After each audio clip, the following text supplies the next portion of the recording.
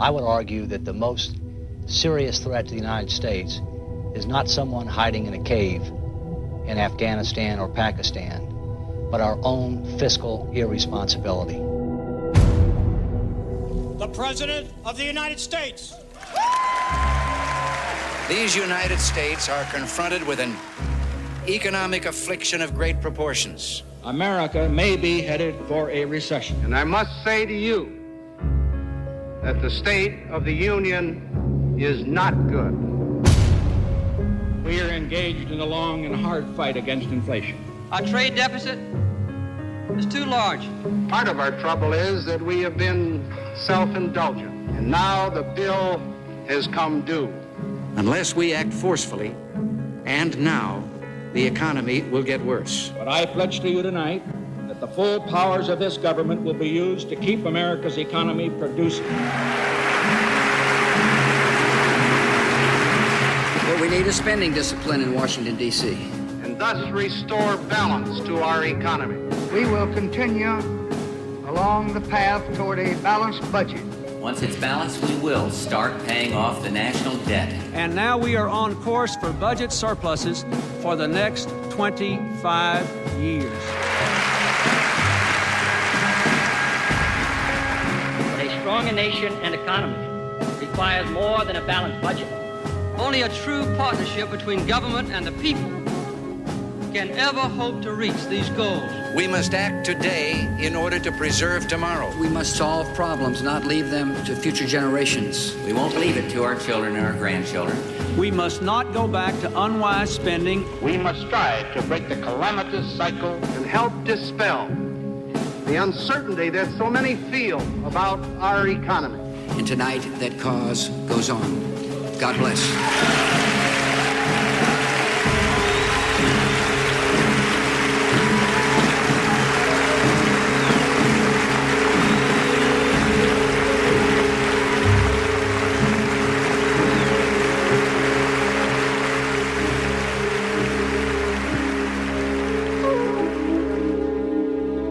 What hit the economy first was a housing slump. Fears spread to Wall Street. Consumers tightened their purse strings. The U.S. Federal Reserve cut its key interest rate by half a point. The I word, inflation, is coming to the Major developments on the lending crisis in the U.S. Oil and gold prices are spiking. Nuclear strike here on our financial market. And it's complicated as of where we are in the election cycle. Huge disconnect between Wall Street and Main Street. Who is David Walker and why should we care? He's the nation's top accountant, the Comptroller General of the United States. He's totaled up the government's income, liabilities, and future obligations and concluded that our current standard of living is unsustainable unless some drastic action is taken. And he's not alone. I'm Dave Walker, Comptroller General of the United States. So I'm head of the U.S. Government Accountability Office, better known as the GAO. We're in the legislative branch of government. Basically, we're about improving transparency, enhancing government performance, and assuring accountability for the benefit of the American people. I was set to be career military, and I had appointments to the Naval and Air Force academies, but I couldn't go at the last minute because I have a bad left ear, and it kept me out of my military career. I knew it was only a matter of time before I decided to serve my country in some way, and I've been fortunate to have 3 presidential appointments, one from Reagan, one from Bush 41, and this one from Clinton. It's been a pleasure and an honor to serve my country. We suffer from a fiscal cancer. It is growing within us. And if we do not treat it, it could have catastrophic consequences for our country.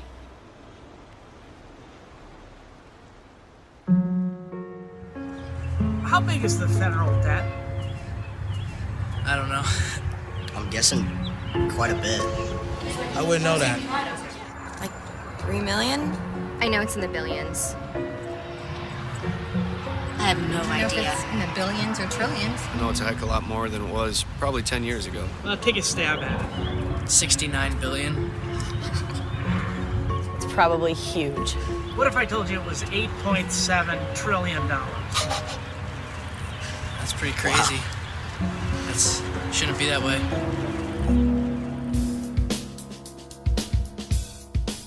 $8.7 trillion. Just how much money is that?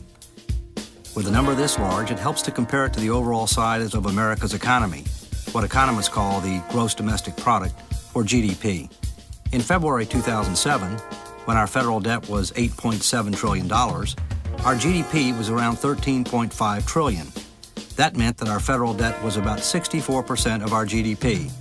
This level of debt to GDP is not the real problem. It's where we're headed that matters, and it's projected to get much worse in the future. In addition, as you'll find out soon, this $8.7 trillion number is only a fraction of our nation's total fiscal challenge. Chairman Conrad, Senator Gregg, and members of the committee, thank you for inviting me to discuss solutions to the nation's long-term fiscal challenges. I'm Robert Bixby, and I'm the Executive Director of the Concord Coalition. It's a nonpartisan organization, it's a grassroots organization, and we advocate fiscal responsibility. Well, our current fiscal policy is unsustainable. Most people from the left or the right agree on that. They may disagree on how to deal with it, but most people think that eventually the fiscal policy of the country is headed over a cliff. This is the federal budget for 1988. It's jam-packed with numbers, and it's got some descriptions in the beginning of the programs that the president was pushing. Here is the budget for 2005, for a couple of years ago. The main budget document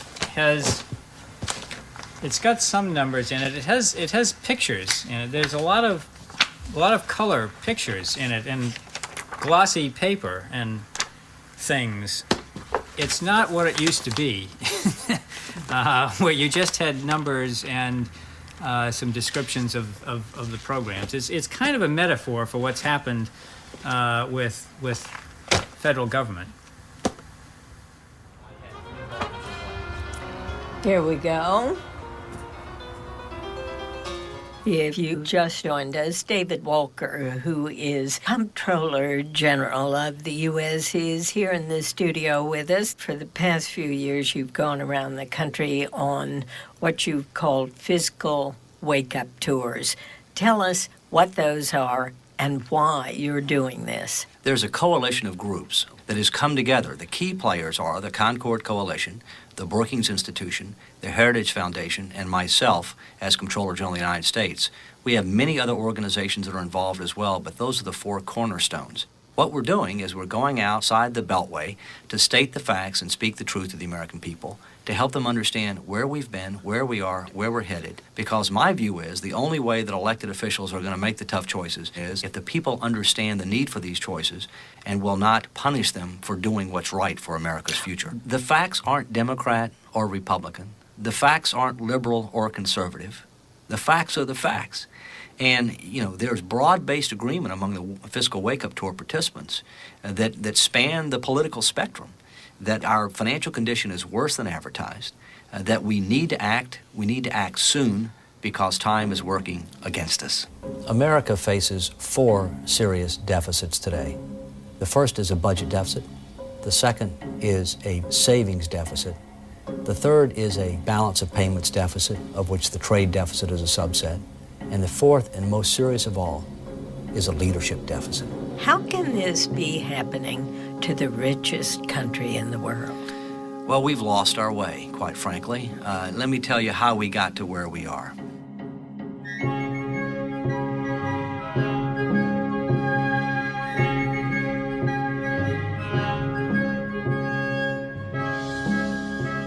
Today's federal debt is the sum of all of our annual budget deficits and surpluses going back to the beginning of our federal government. Our war for independence created much of our early debt, and by March 4th, 1789, the first day of our federal government, our national debt was $75 million, which was about 40% of our economy. This terrified our founding fathers, and they acted quickly to pay it down. We didn't stay there for long. The Civil War not only had a huge human cost, it brought the United States to the brink of bankruptcy. However, like before, we paid our debt down quickly. In 1913, the Federal Reserve System was created to help manage the nation's money supply and to oversee national banks. That year was also the birth of the modern income tax. World War I was supposed to be the war to end all wars. Several years later, the Great Depression brought with it extreme economic hardship for millions of Americans. This Social Security measure gives at least some protection to 30 millions of our citizens. It is insurance that you and your employer have bought and paid for. World War II was a time of sacrifice, and while the government took on unprecedented levels of debt, Americans bought savings bonds to finance our winning the war. And now, ladies and gentlemen, Mr. Humphrey Bogart.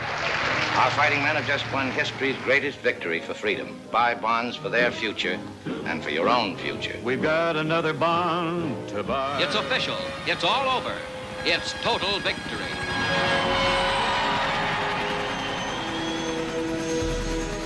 The large military and social spending practices of the 1960s and 70s were two key factors that led to a major economic downturn by the end of the 1970s.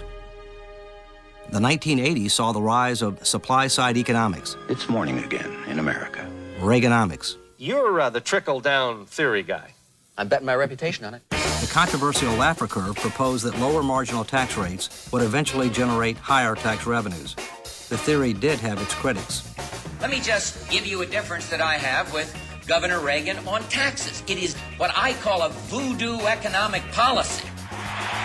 For decades, we have piled deficit upon deficit, mortgaging our future and our children's future for the temporary convenience of the present. Read my lips. The debate over supply-side economics continues to this day. But what is not debatable is that the federal debt exploded in the 1980s. A fundamental shift had occurred.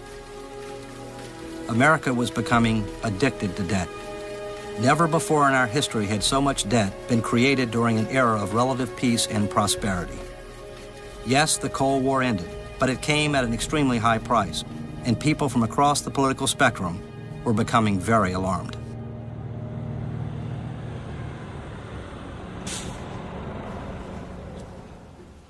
You know, I lost a lot of weight when I was in college, deliberately, and back in those days, this was the drink, you know? Yeah.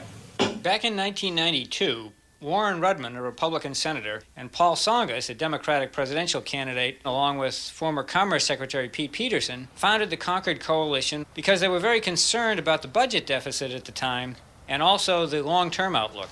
And we believe that the Concord Coalition will be a powerful grassroots organization that will say to the politicians all across this country that the American people are ready for truth. We are now borrowing 22 cents of every dollar that we're spending. And in effect, what we're doing is we're slipping this huge hidden check for our free lunch to our children and our grandchildren. And you ain't seen nothing yet.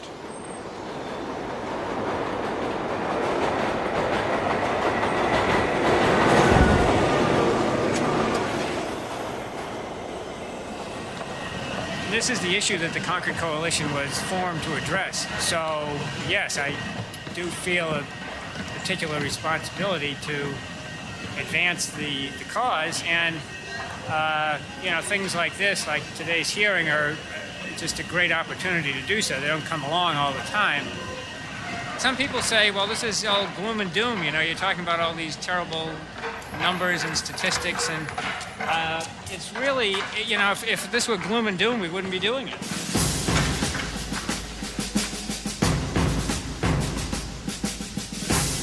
It's a lot like dieting. A budget is a diet. The only way you can really lose weight is to get more exercise or to eat less.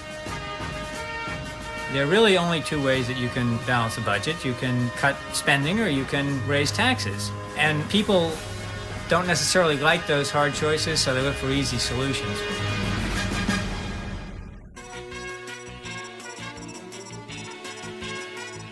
I especially want to welcome the really outstanding witnesses we have here today.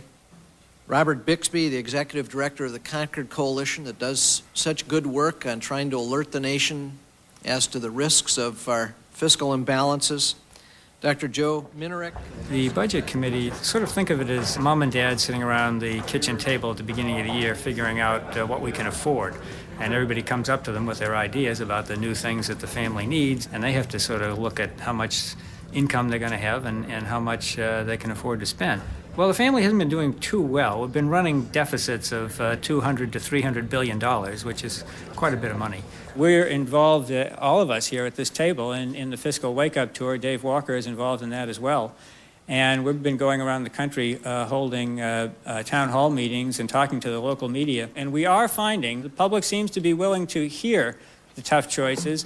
What they want to make sure is that you're serious about them. I think everybody realizes that that sort of a family budget is unsustainable over the long term, and the family's going to be in a lot of trouble.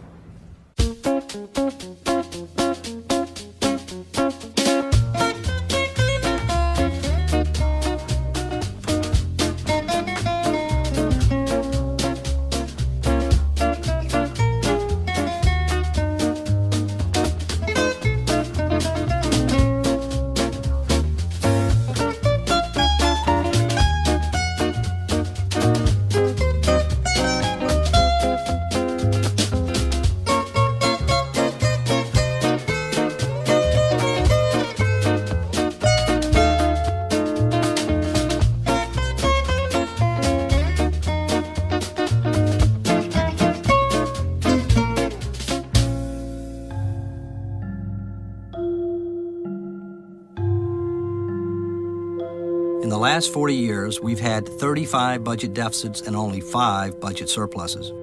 But remember, we've been running large annual surpluses in our Social Security program for years.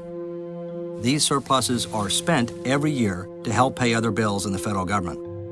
Without the Social Security surpluses, our real track record on deficits looks a whole lot worse. This is something that's utterly unsustainable. And remember, all of that has happened before the baby boomers retire. And the baby boomers are not a projection. They're born, they're out there, they're going to be eligible for Social Security and Medicare, and yet we can't pay our bills now. In less than 10 years, Social Security will be paying out more than it takes in, and it will only get worse as baby boomers retire in larger and larger numbers. By 2017, Social Security will not be helping to reduce our overall deficit, it will be adding to it.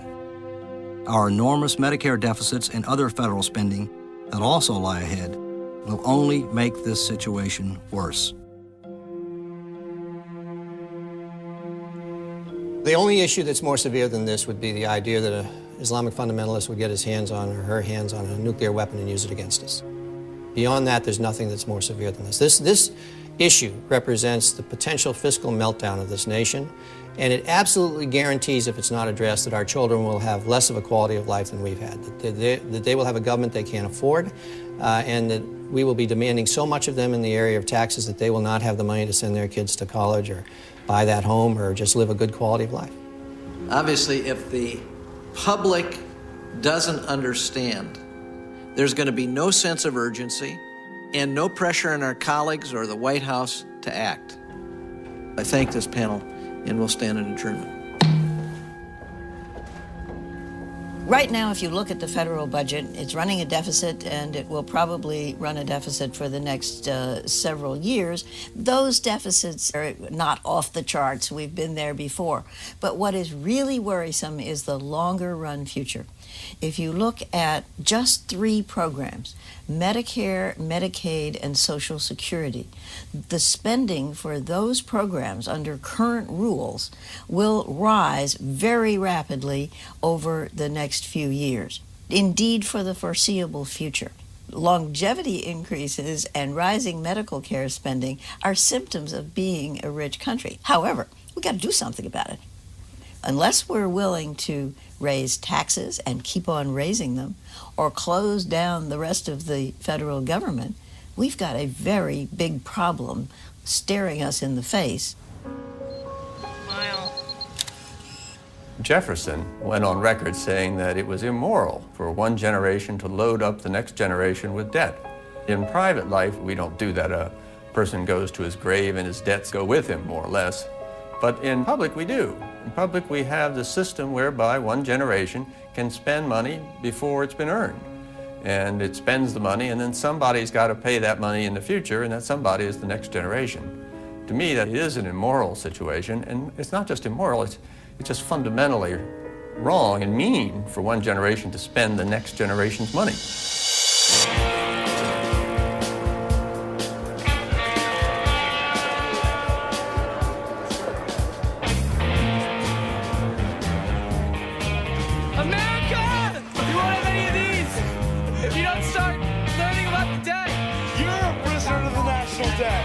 thought you were scaring me. I know, I am scaring people. That's the point, man. That's a scary issue. You don't want to scare them away from us then. You want to scare okay.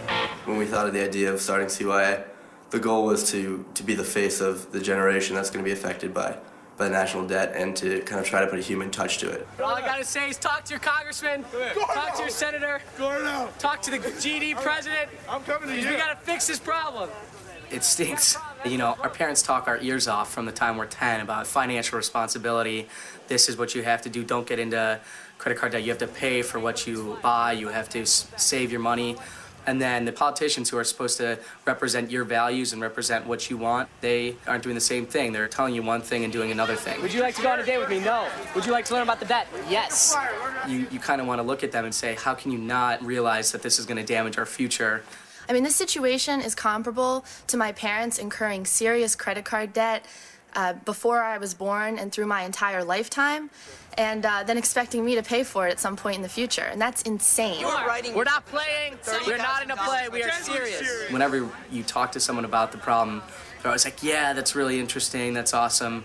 That's about it. It's hard to really, really get kids inspired. But I think we're starting to do that. We're starting to get a lot of interest, especially with the 2008 election and the youth starting to realize that they do have a voice, that kids are now starting to take the extra step. And that's really nice to see. It sort of gives you hope.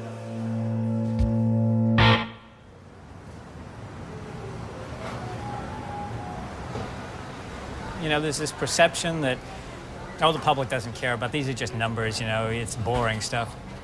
When we go out and do our town hall meetings, people love it.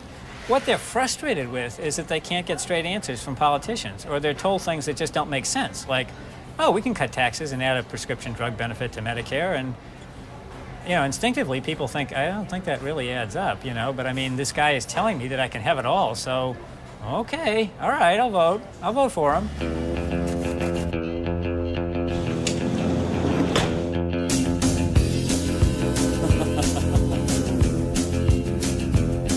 Well, you get your motor running, head out on a highway, looking for adventure and whatever comes in our way.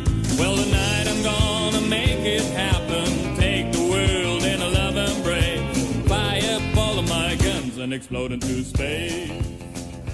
The Concord Coalition has never taken a position on big government versus small government. The point is we're running a completely schizophrenic tax and spending policy right now where we've got a big government spending program, a small government tax program, which is a recipe for deficits as far as the eye can see. You know, this isn't the most sophisticated chart you're ever going to see, but it illustrates the problem. My name is Scott Spradling. I am a political reporter for WMUR TV, an ABC affiliate here in New Hampshire. B-I-X-B-Y?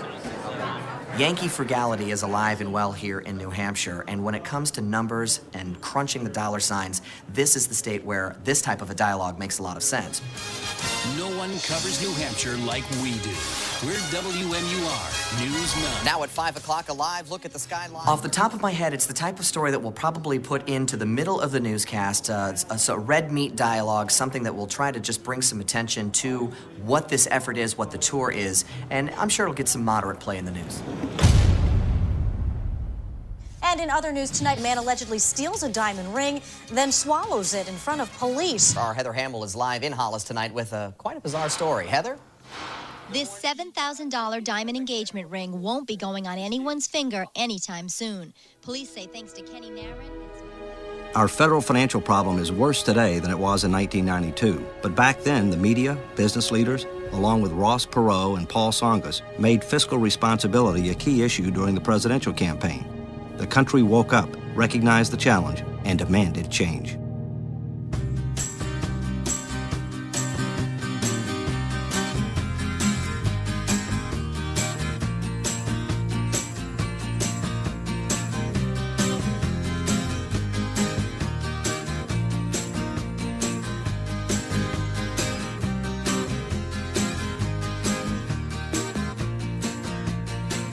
We come here today, Democrats and Republicans, to celebrate a true milestone for our nation. In a few moments, I will sign into law the first balanced budget in a generation.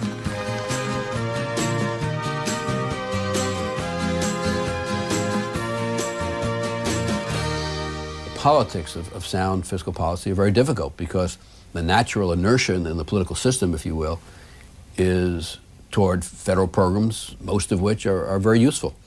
And therefore the inertia is towards spending on the one hand and tax cuts on the other hand. But if you're going to have sound fiscal conditions, you have got to both constrain your spending and you also have to provide for adequate revenues. And what ultimately is involved are very difficult trade-off decisions involving federal programs and what the American people want their government to do, and then providing the means to pay for it. I left Treasury in July of 1999. In 1998, the federal government of the United States had a fiscal surplus for the first time in, roughly speaking, 30 years. And the projections forward, based on the fiscal policies then in place, were for continued surpluses for long, long into the future. And I thought that what had happened, well, I wouldn't say what I thought.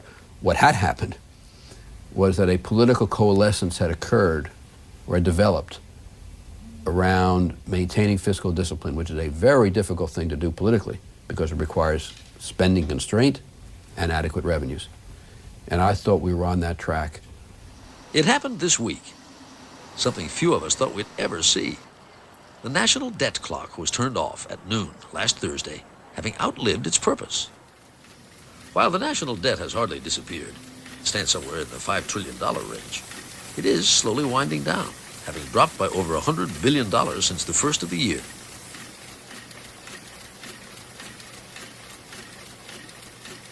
Did you know millions of Americans live with debt they cannot control? That's why I developed this unique new program for managing your debt. It's called Don't Buy Stuff You Cannot Afford. Oh, let me see that. If you don't have any money, you should not buy anything. Sounds interesting. Sounds confusing. I don't know, honey. This makes a lot of sense. There's a whole section here on how to buy expensive things using money you save. Give me that. And where would you get this saved money? How much money do you guys have in your savings accounts? Couple $100. About 1,000, maybe. Are you talking about money-wise? I end up using most of the money in my savings account, so it doesn't really work as a savings account. I'm not actually saving anything. I'm just storing it there. I think most people can say that they live paycheck to paycheck. I think the good majority of us do. David, we've got you right here. Robert, you're right over here, the introductions. This is Dean Borg. How are you? I'm David Yepsen, and I'm a political columnist with the Des Moines Register. The most important issue in the campaign is Iraq, but I think this issue is really the most important issue facing the country. Okay, stand by, please. Up on camera 2. Go ahead. Debt denial. Some see the nation ignoring a red ink tsunami. We'll question United States Comptroller General David Walker and Concord Coalition Public Policy Group Executive Director Robert Bixby on this edition of Iowa Press. 2019. You talked about the national credit card being run up.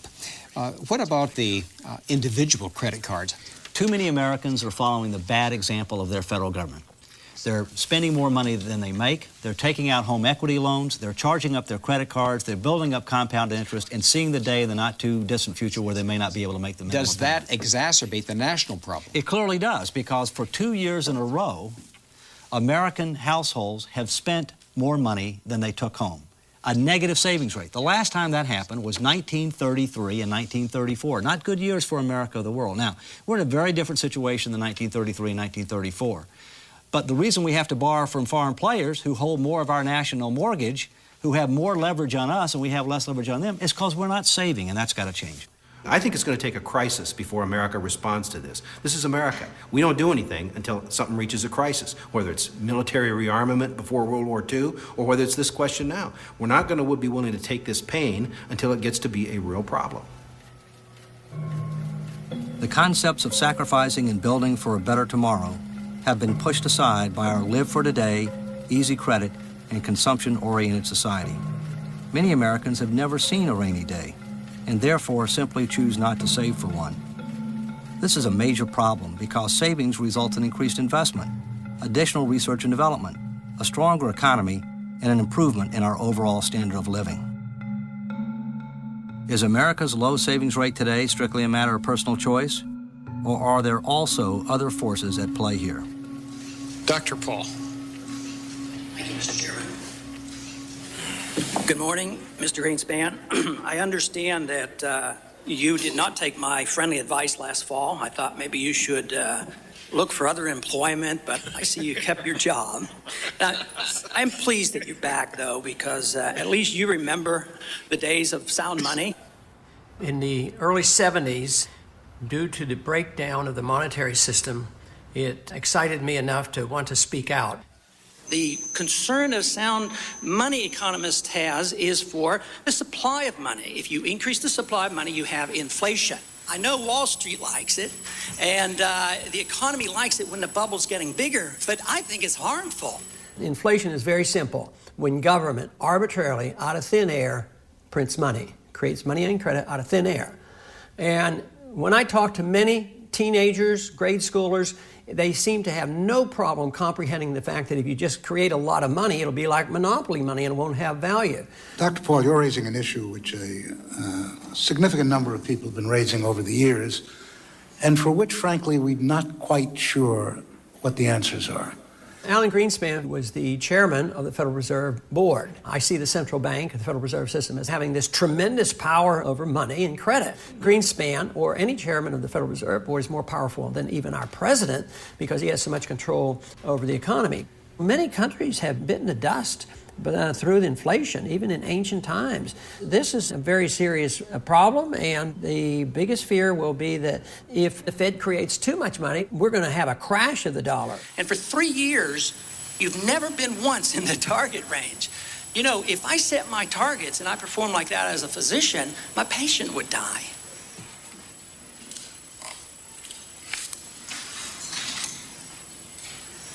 Is the gentleman finished?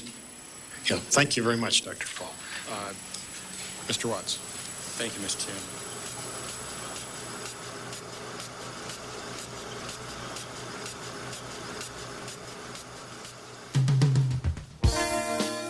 Because the value of your saved dollar can be impacted by the money supply, any talk of savings is incomplete without discussing the Fed.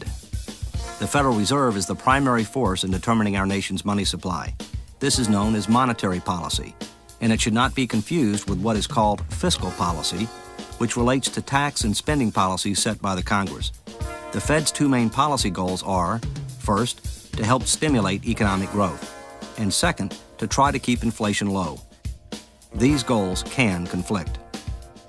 When the Fed determines that the economy needs a stimulus, interest rates are lowered, borrowing becomes easier, and more money flows into the economy.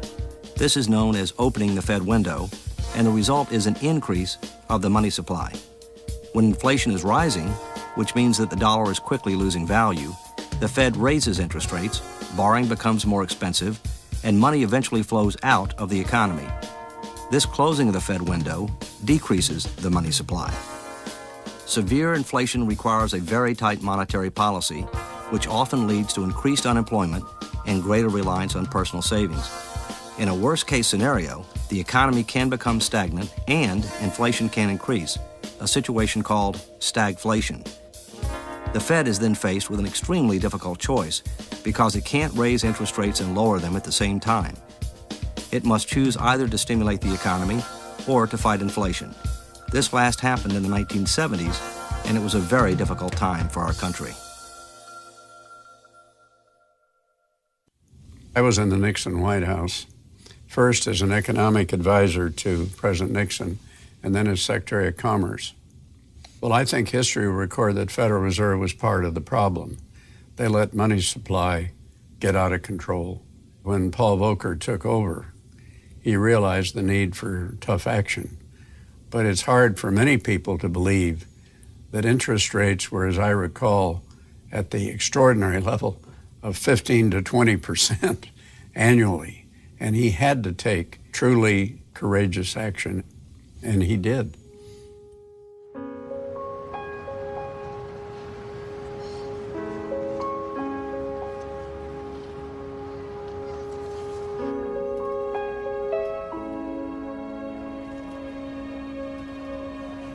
That's a book for you, Poor Richard's Almanac. With an introduction by Paul A. Volcker, I recommend it to you at your nearest bookstore.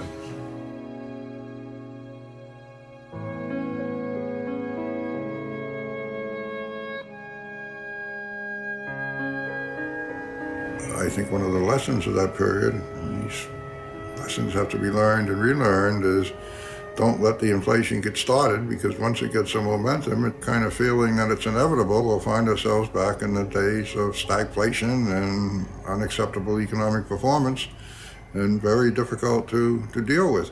There's a little flavor of that at the moment. This is an NBC News special report. All kinds of economic indicators turning south. New foreclosure stats out today and the like. Tim, these are tough times for the president to face the press. He is hearing it from everybody in his own party, the opposition party, and from the American people. Prices are skyrocketing, and they're asking, what's the government going to do about it? With respect to the fiscal crisis looming out there in the future, we'll see whether a democracy can deal with an obvious problem that's going to be present in not too many years, and the earlier we take action to deal with it, the better. The Paul Revere of America these days is David Walker, the Comptroller General, who is absolutely dedicated to the idea of bringing to the attention of the Congress and the American people the fiscal crisis is looming out there. We've been to 21 states so far and the District of Columbia, and we expect to continue this through the 2008 election.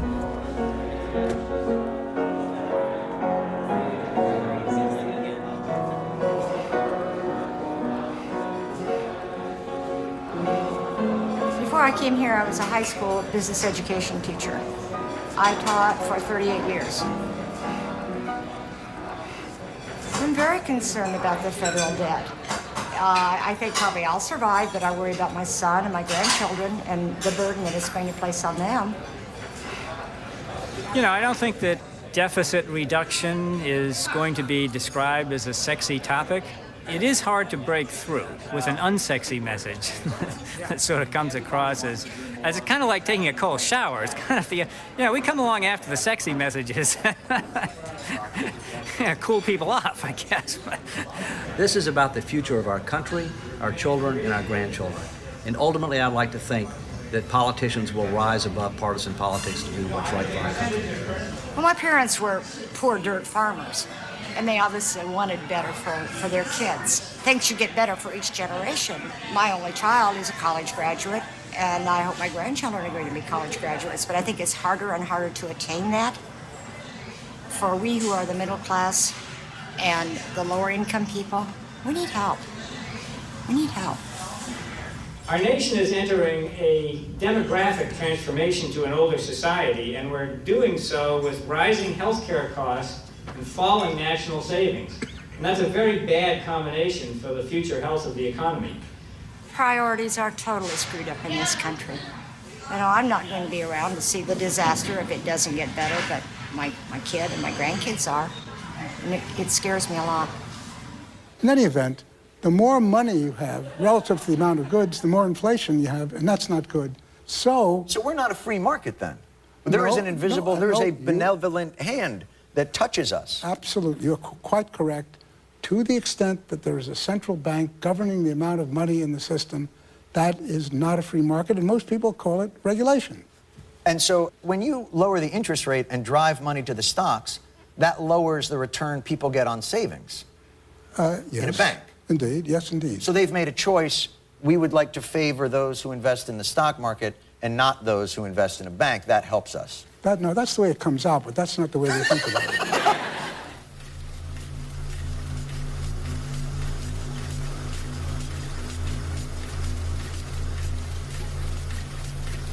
This is about Bernanke. This is about Bernanke. He has to be on that call. Forget the investors. The investors are going to do. If Bernanke Bernanke needs to open the discount window. That's how bad things are out there. Bernanke needs to focus on this. Alan Greenspan told everyone to take a teaser rate and then raise the rate 17 times. And Bernanke is being an academic. It is no time to be an academic. Listen, open the darn Fed window. He has no idea how bad it is out there. He has no idea. He has no idea. Kramer. I have talked to the heads of almost every single one of these firms in the last 72 hours, and he has no idea what it's like out there. None! My people have been in this game for 25 years, and they are losing their jobs, and these firms are going to go out of business, and he's nuts! They're nuts! They know nothing! Kramer. This is a different kind of market, and the Fed is asleep!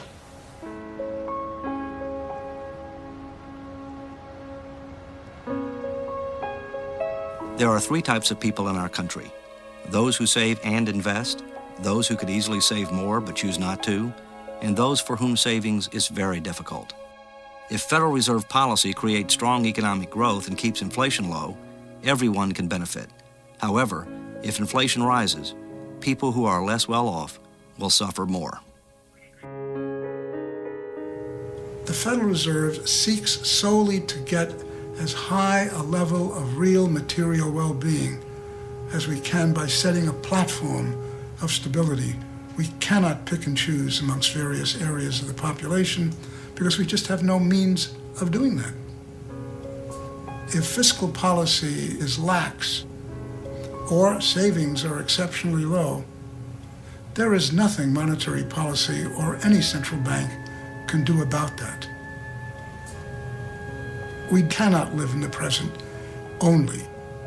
Human beings cannot survive unless they create provision for the future. Americans must start to save again, and they need to invest those savings to help create a better future for themselves, their families, and our country. At the same time, Americans need to know that the money that they are saving will hold its value. Too much easy credit for too long can create a false sense of wealth. No one plays a more important role in all of this than the Federal Reserve. I think I got it. I buy something I want and then hope that I can pay for it, right? No. You make sure you have money, then you buy it. Oh, then you buy it. But shouldn't you buy it before you have the money? No. Why not? It's in the book. It's only 1 page long. The advice is priceless and the book is free. Wow, I like the sound of that. Yeah, we can put it on our credit card. So get out of debt now. Write for your free copy of Don't Buy Stuff You Cannot Afford. And if you order now, you'll also receive Seriously. If you don't have the money, don't buy it. When I say trade deficit, do you know what that means? Deficit usually means something like disorder or something, so something is wrong with it. It's not good. It's the money that the United States owes. Wait a minute. I have no clue. Sorry. I have no idea. I think it's something along the lines of you've borrowed more than you've spent. Is the trade deficit with other countries, maybe? So if we have a trade deficit, we're importing more than we're exporting. Okay, there it is. In 2007, China had the largest trade surplus in the world. And who was dead last?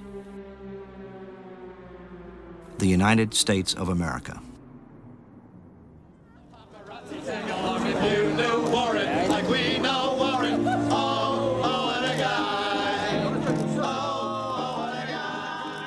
I've always liked business, I've always liked investments, I've always liked economics, but I'm a disaster. If you ask me, what happens to a split atom or what happens to a cell within a body. So different people are wired different ways.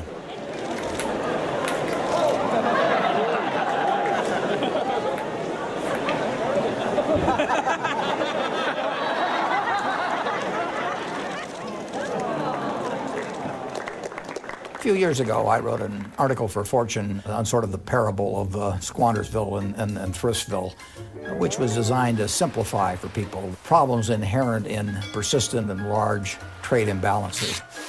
Economics tends to put people to sleep, and I thought maybe by creating a couple of islands with inhabitants of quite widely different activities that it might get across a point that otherwise they get lost on.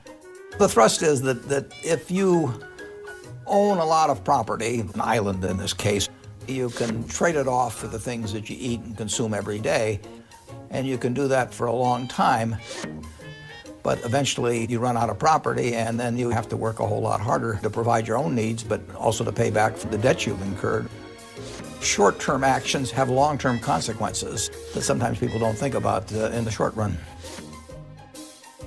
In the last few decades, but accentuating in the last 6 or 8 years, this country has started consuming considerably more than it produces. Because we're so rich, we can do it for a long time, and we can do it on a large scale, but we can't do it forever. Eventually you run out. I mean, it's like a credit card. My credit's pretty good at the moment, and if I want to go out and quit working and have no income coming in but keep spending, I can, first of all, sell off the assets I have, and then after that I can start borrowing on my credit card, and if I've got a good reputation, I can do that for quite a while. But at some point I max out, and at that point I have to start producing a whole lot more than I consume in order to clean up my debts. In this country, we have seen imports increase from 5% of GDP to, 17% or so of GDP in the last 35 or so years, and yet we have 4.5% unemployment, and we have a very, very prosperous country. So it's a good thing for us. What is not good is the imbalance between imports and exports. The rest of the world is buying more and more of our goods all the time, but at an even greater rate, we're buying more and more of theirs. That's not good. More trade overall is good as long as it's true trade. If it's pseudo-trade, where we're buying but not selling, I do not think that's good over time. If you're buying more than you're selling, which is what a trade deficit is, eventually your trading partners are going to own a lot of your wealth. When they are not buying your goods and services with this money, they will be looking for ways to invest it. Running large and persistent trade imbalances can be problematic, especially when a country has a low savings rate and its government needs to borrow more money every year to pay its bills. When the federal government needs to borrow money, Yeah. do you know how they do that?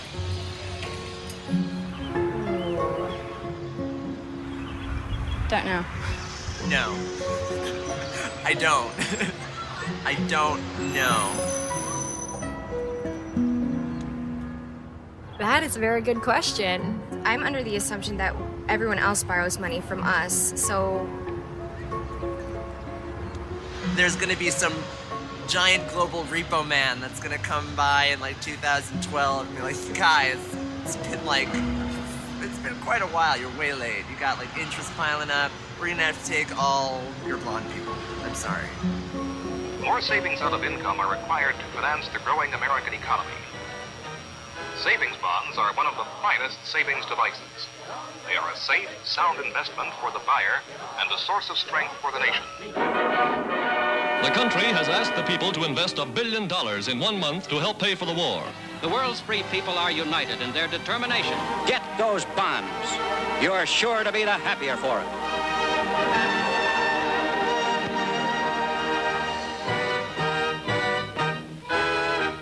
Get on, get on, get on the road to victory. Get off, get off, get off the rusty, dusty, and In the past, when we ran large budget deficits, our government turned to Americans to borrow that money.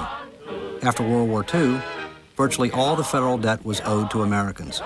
Today, our high budget deficits, our low personal savings rate, and large trade deficits have caused us to become increasingly reliant on foreigners to finance our debt and provide capital for investment.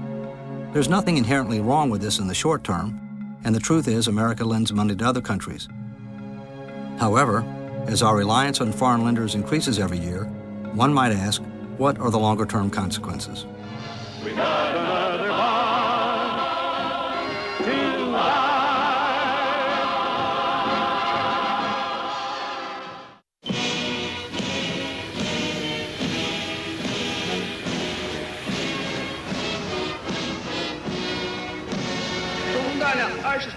The American people are a great people. The Chinese people are a great people. The gate to friendly contact has finally been opened.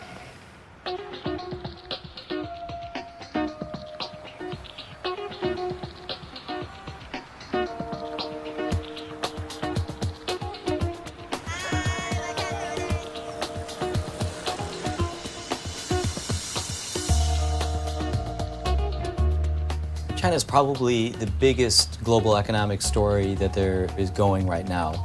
It affects everything from big business, Wall Street, to down home America.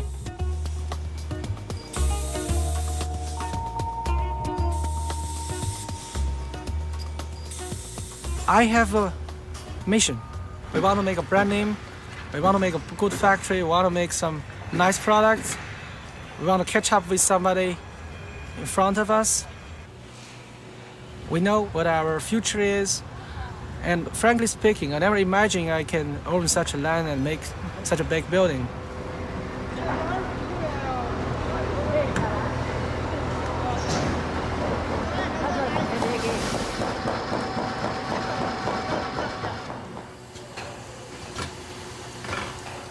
People around me get a better living standard. That's good for me. The feeling is terrific when every month I give salary to my workers. I feel I'm very proud about that.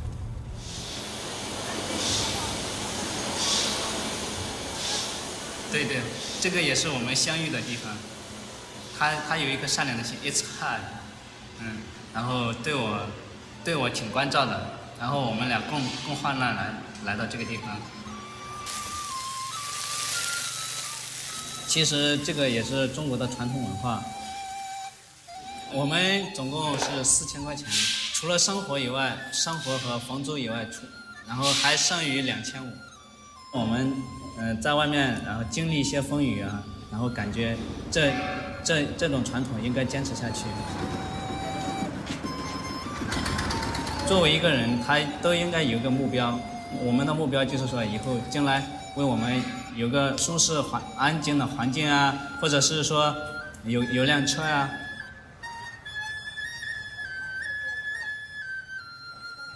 Chinese people are worried about the same things that Americans are worried about. They're worried about their health care. They're worried about their retirement. They're worried about boosting their own income. What scares a lot of Americans about China's growing prowess and these $1 trillion plus in foreign exchange reserves is a lot of that money is invested in U.S. Treasury bonds, in U.S. government debt that is keeping U.S. interest rates low and house prices high in the U.S. and allowing the U.S. economy to continue to grow quite well. A lot of people worry that somehow China is going to suddenly ask for its money back and walk away from the U.S. economy. You know, one wouldn't exist without the other one, and I think increasingly the relationship between China and the U.S. is growing tighter, at least economically.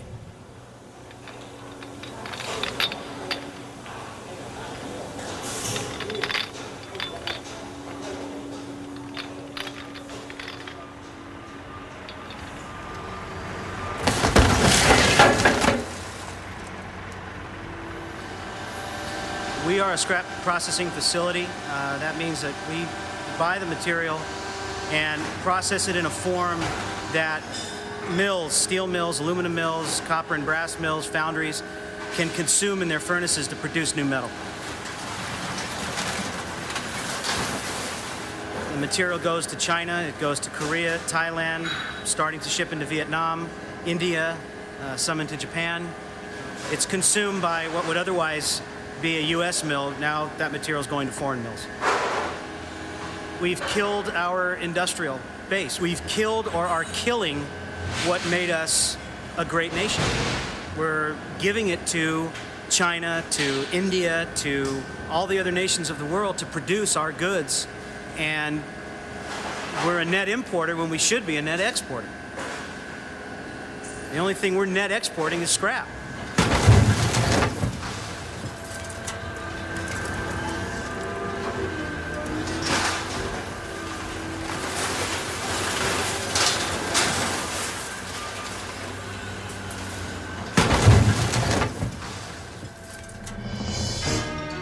There have been reports that China may indeed start to liquidate some of their treasury holdings. The Chinese are the second largest holder of U.S. treasuries. $9 trillion of outstanding U.S. treasuries in total.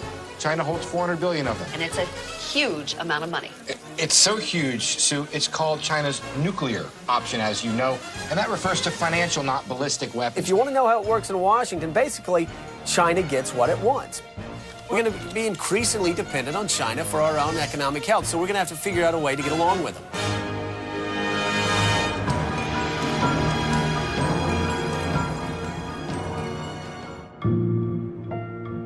In the fall of 1956, the world was on the brink of a major international conflict. America's allies, Britain and France, were engaged in a battle against Egypt over control of the Suez Canal. the Soviet Union was threatening to intervene on the side of Egypt. America wanted to avoid military action at any cost and demanded that the British and French allies withdraw from the region. When their request was denied, the U.S. turned to financial warfare. America, which at that time owned much of England's debt, threatened to sell off or dump a significant part of its holdings in the British pound. So, as far as going into any kind of military action under present conditions, of course we're not. This would have effectively destroyed England's currency. The result? All British and French military forces withdrew from the Suez region within weeks. Some historians consider this the exact moment that the British Empire ceased to exist.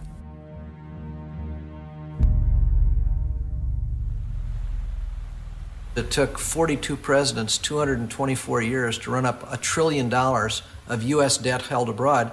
This president has more than doubled that amount in just 6 years. Last year, we borrowed 65% of all the money that was borrowed in the world by countries, 10 times as much as the next biggest borrower. That's why this debt is jumping so dramatically, and it just fundamentally threatens our long-term economic security. If we don't deal with this, our children and grandchildren are going to have a much different life than we have enjoyed. We'll be in such deep hawk to the rest of the world, we'll be dependent on the kindness of strangers. We'll be dependent on other countries continuing to loan us vast amounts of money.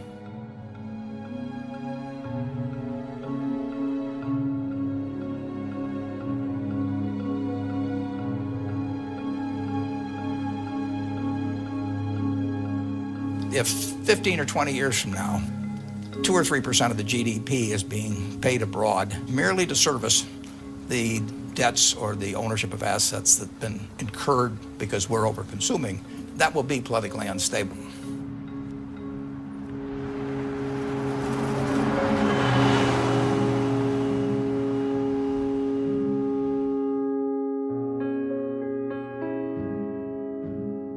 We finance these deficits and this debt by borrowing money from other countries, Chinese, for example. What implications does this have for our foreign policy if we're in hock to other governments? Does that give an American president flexibility to make foreign policy decisions, or do we have to worry about what our bankers think? We have to worry about what our bankers think.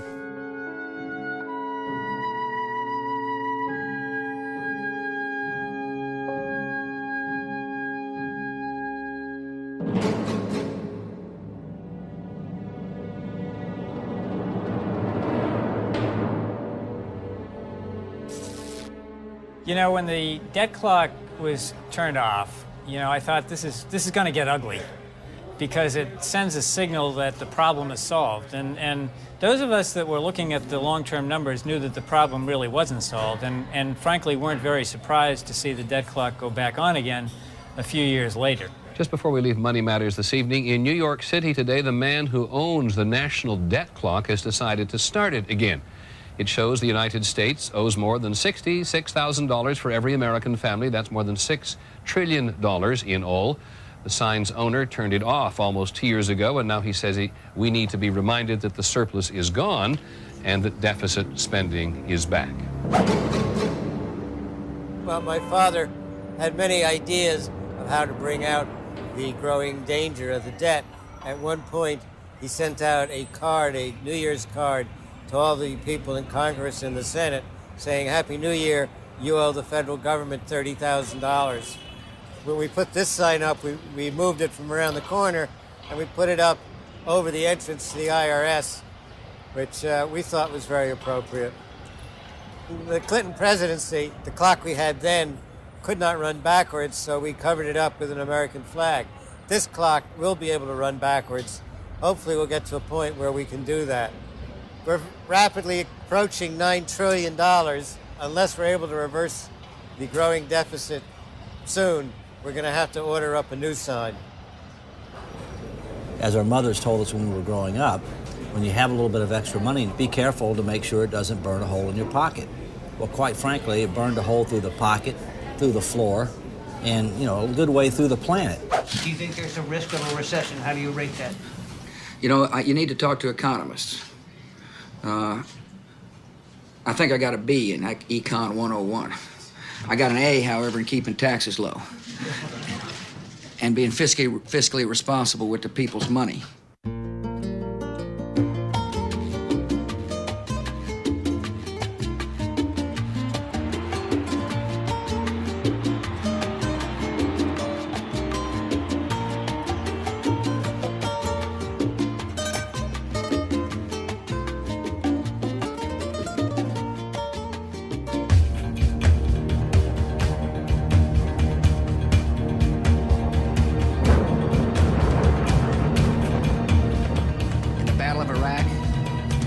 States and our allies have prevailed.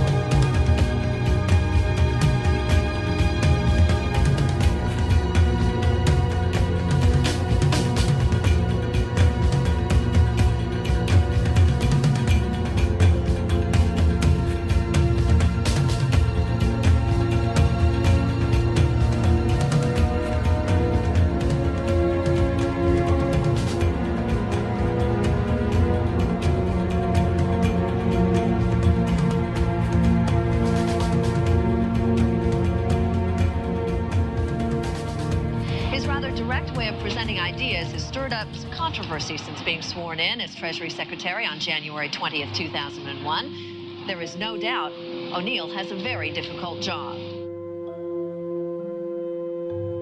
President Bush 43 asked me to come back to the government and be the Secretary of the Treasury, which I did for 23 months before I got fired for having a difference of opinion. For the record, the White House is saying that Treasury Secretary Paul O'Neill and top economic advisor Larry Lindsey tendered their resignations voluntarily. The Vice President said, the President's decided to make some changes, and you're one of the changes. And what we'd like to do is have you come over and meet with the President and basically say that you've decided to go back to the private sector. You know, for me to say that I've decided to leave the Treasury is a lie, and I'm not into doing lies, and so that was it. I went back to my office, latched up my briefcase, and went down to the parking space that's reserved for the Secretary of the Treasury, got in my car, and drove back to Pittsburgh. Well, you know, it's the first in my life. I'd never been fired before. I'd only been promoted to ever higher levels of responsibility. But, you know, it was okay with me because I would have really been uncomfortable arguing for policies I didn't believe in. I argued during the second half of 2002 we should not have another tax cut. That was not a popular view. And in fact, it led to a conversation with the Vice President where he basically told me that we don't have to worry about deficits. You know, which I got to tell you was really a shock to me. You know, when the Bush 43 administration took over, we had something over maybe $5.6 trillion worth of national debt. Today, I think the number is $8.8 trillion. That's not an innocent change. It is a monumental change in the debt service that we have to do, in addition to and on top of all of the other things that our country needs to do. You know, I think we only need to look at the fate of other countries who've lived beyond their means for a long time. You inevitably get into trouble. When you get extended to the point that you can't service your debt, you're finished. If you look at what's happened to great republics in the past, they generally have not fallen because of external threats. They've fallen because of internal threats. Let's look at Rome as an example, which is the longest-standing republic in the history of mankind. The Roman Republic fell for many reasons, but three seem to resonate today. Declining moral values and political civility at home, overconfident and overextended militarily around the world, and fiscal irresponsibility by the central government. You know, we need to wake up, recognize reality, and make sure that we start making tough choices sooner rather than later, and that we're the first republic to stand the test of time. The purpose of today's hearing is to examine the fraud, waste, and abuse in the federal disaster assistance programs. New allegations of massive waste of taxpayer money. God, the books are cooked routinely year after year after year. Disaster assistance money was used to purchase items such as a $450 tattoo. Some of the U.S. and Iraqi money that was supposed to help rebuild Iraq was instead buying a lavish lifestyle for some of the people in charge. $20,000 for resort accommodations in Hawaii. Estimate $1 billion of fraudulent and improper payments. According to some estates, we cannot track $2.3 trillion in transactions. $1,300 handgun. All costs were passed on directly to taxpayers. $400 massages. What is it you're doing here? You don't have any money. The American people don't have any money in this government. All they have is debt. $5,000 for a divorce attorney. This year, there will be a deficit in terms of our overall budget and spending this year. $200 bottle of Dom Perignon, purchased at a Hooters restaurant. And Girls Gone Wild videos. What is this, Comedy Central? Some people think that we can solve our financial problems by stopping fraud, waste, and abuse, or by canceling the Bush tax cuts, or by ending the war in Iraq. The truth is, we could do all three of these things, and we would not come close to solving our nation's fiscal challenges. Here's how bad our situation really is. We already have approximately $11 trillion in total liabilities, including public debt.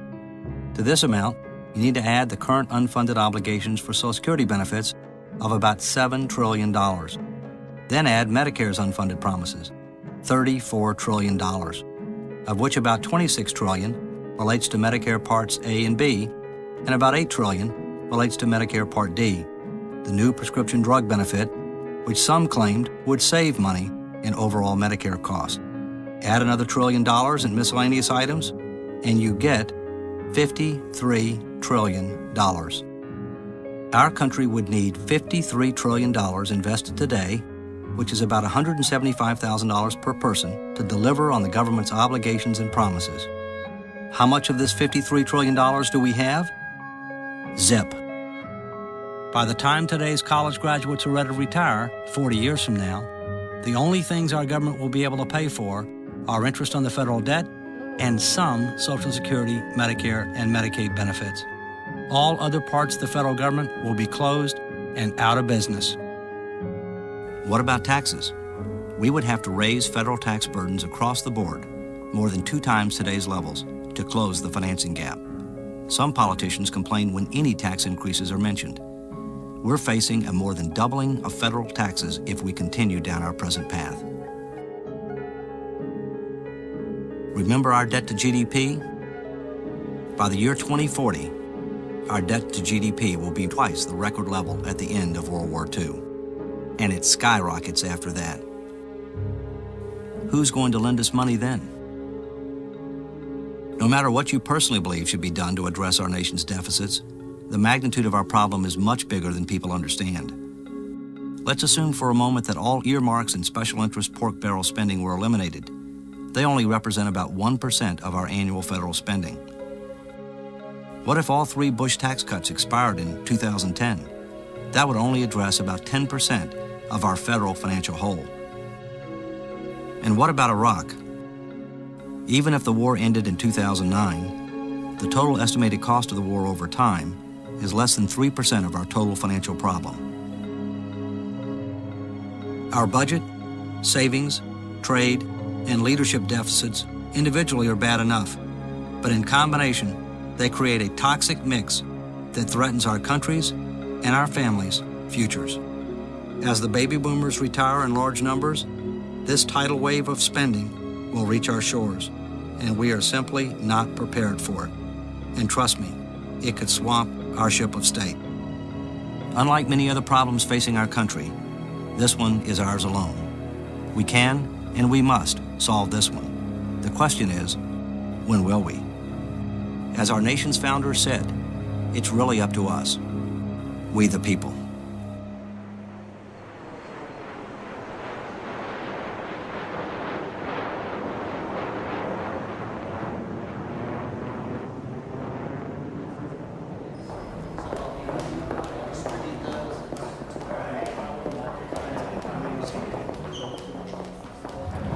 here's the thing about the future. If you knew that, say, a levee was unsound, and you knew people were moving into the area, and you knew that they were at risk, would you stand by and do nothing and say nothing about it? Of course not. I mean, that would be irresponsible. Yet that's what we're doing as a nation to the future. We know that we have this problem. We know that the fiscal federal levies are unsound, you might say. We know that the structure is not sound for the long term, and yet we're ushering future generations in and saying nothing about it, doing nothing about it. And that's the immoral part of it. We've been through a lot together. We've met challenges and faced dangers, and we know that more lie ahead. Yet we can go forward with confidence, because the state of our union is strong.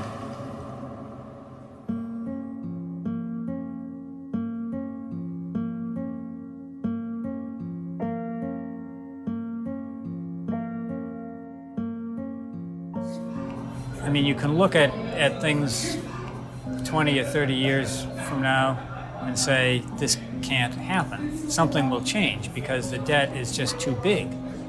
There's only one person who has the bully pulpit who can take this issue to the people, and that is the President of the United States.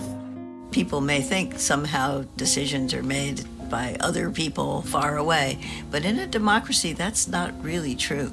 It is your representative in Congress or in the Senate that is influencing what happens. So it's pretty important for people to pay attention to it. It's actually not that complicated. You know, there's this old saying, there's no free lunch. I think that almost captures the whole thing. Just as for an individual in the final analysis, there is no free lunch. There's no free lunch for a national economy. We can't afford to pay all these bills, and if we just pay for these bills by printing money, then we'll destroy the currency, and that will be a much, much more painful reaction than us just tightening our belts and living within our means.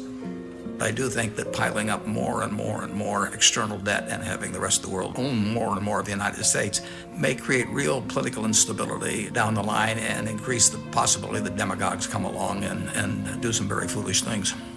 What these various different deficits are suggesting is that we are trying to consume more than we produce. We can do that in the short run, but over the long run, it is of course impossible. Without savings, there is no future.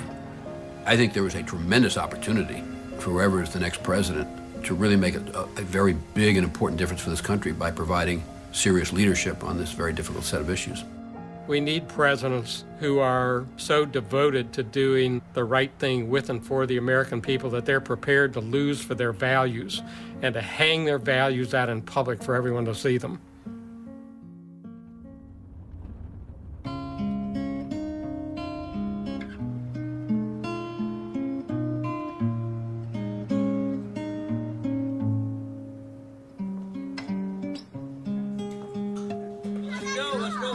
I have 3 grandchildren. They didn't create this problem, but it's their problem. And if policymakers don't start making the tough choices soon, they're going to pay the price. They're going to bear the burden for the failure of others to act. And that's not acceptable to me. It's morally wrong, and it's time that we righted that wrong.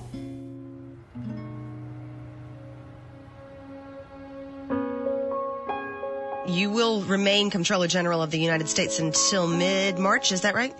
Yes, I love my job as Comptroller General. I love the GAO, and by working together with my colleagues here, we've made a huge difference in the 9.5 years that I've been here. At the same point in time, I believe our country is at a critical crossroads. There are practical limits as to what I can do as Comptroller General. I can't advocate specific policy solutions. I can't be as aggressively involved in grassroots efforts as I think will be necessary in order to achieve meaningful and lasting change. But I might say, Mr. Walker, your service has been in the best of what one would expect somebody serving our great country, and I suspect you'd find that virtually everybody else would agree. Thank you so much, Senator Leahy. It's been an honor and a privilege to serve. Good afternoon, Peterson Foundation. Tell us about the Peterson Foundation. Well, I'm going to be creating this foundation from scratch to make a difference for the country. The mission of the foundation is to get the message to millions of Americans and to propose sensible and workable solutions to address these challenges and to build public will to do something about them. I'm still going to be involved in the fiscal wake-up tour. You know, generals don't leave the fight, but sometimes they change their position on the battlefield, and that's exactly what I'm doing here. The fact is whether it's rain or snow or sleet or dark of night, the fiscal wake-up tour rolls on.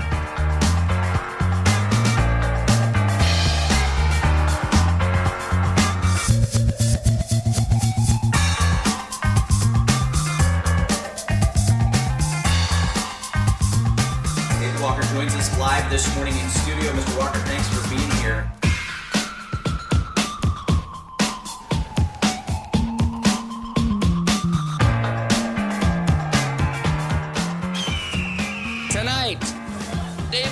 Says the country's biggest problem is our national debt.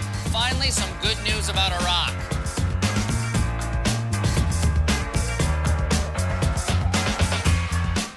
David Walker, welcome to Hard Talk.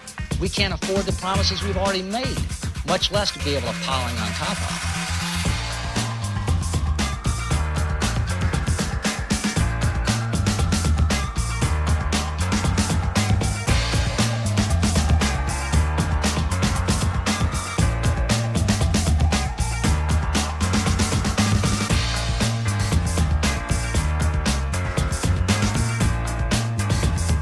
Please help me thank this distinguished panel. Please welcome David Walker. We've got to re-engineer and constrain spending, and we've got to engage in comprehensive tax reform in ways that will promote economic growth but generate more revenues. Okay, I didn't understand any of that. Who is David Walker and why should we care?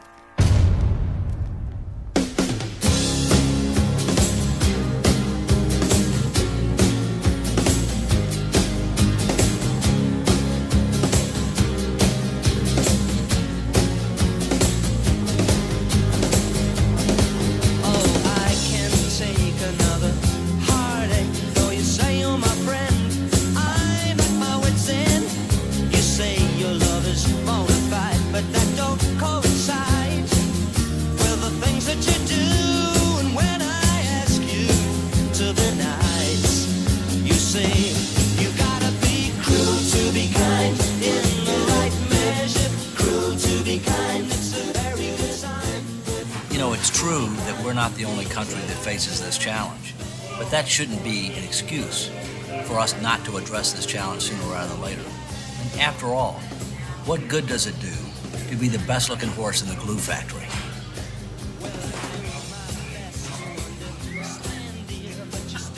So, Peter, send your comments to the Government Accountability Office, David M. Walker, Controller General.